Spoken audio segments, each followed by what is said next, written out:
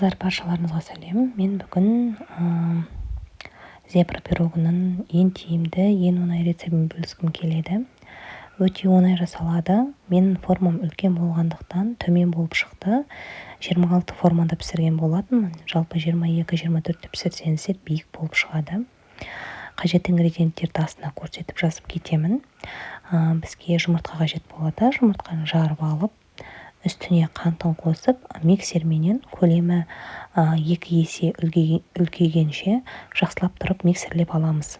Бұл жерде мен миксерді көрсетпеген себебім, жанымда жаңағы коляскада бала ұйықтап жатты. Сол себепті басқа бөлмеге барып миксерлеп алып келдім. Жақсылап тұрып араластырып, миксерлеп көлемі үлкейгенше араластырып аламыз. Кейін осы жаңағы қантпенен жұмыртқа массамызға қаймағымызды қосатын боламыз. Қаймақтың майлылығы маңызды емес, бірақ қою болғаны жақсы. Мен 25% қаймақты қолдандым. Кейін осының үстіне ерітілген сары майды құямыз. Сары май қатыстық болмауы тиіс, жұмыртқамыз пісіп қалмау үшін. Бұл жерде араластырамыз. Мен енді миксер қолданған жоқпын. Жалпы миксермен қолдансаңыздар да болады. Мен лопаткамен қолдандым. Аздап шым-шым тұз септім. Енді жаңағы ұнымызды қосатын боламыз. Мен ұнды жалпы бөліп қосып отырдым. Бөліп қосып отырыңыздар, себебі әркімнің ұны әртүрлі болады, сапасына қарай. Және де қопсытқыш қостым. Кейін осылай лопаткаменен араластырып отырамыз. Осылайынан араластырып отырасыздар. Жаңағы көлемі жағынан үлкейгенше.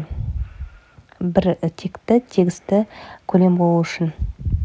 Мен қопсытқышты 2 түрлі қосқан себебім, бір қопсытқышымның түбінде аз қалған екен. Соны қостым, кейін тағы да үстінен қостым. Түсініксіз жағдай болып қалмау үшін айтып жатқаным.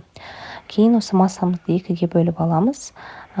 Кішкентай ыдыстағы мен какао қосамын. Какао менде Рахат фирмасының какаосы өте жақсы болып шығады жалпы.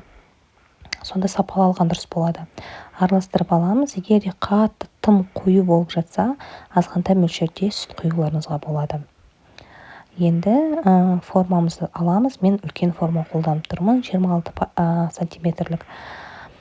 Бір қасық ақ массадан, бір қасық шоколадты массадан кезек-кезек құйып шығамыз.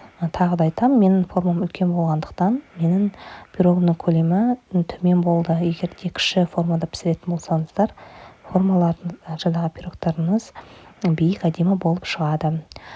Кейін осы жаңағы дайын пирогымызды 180 градуста 40-45 минутте пісіріп аласыздар. Міндетті түрде ағаш таяқшаменен піскен-піспегендігін тексеріп аласыздар. Себебі әркімнің пеші әртүрлі болады.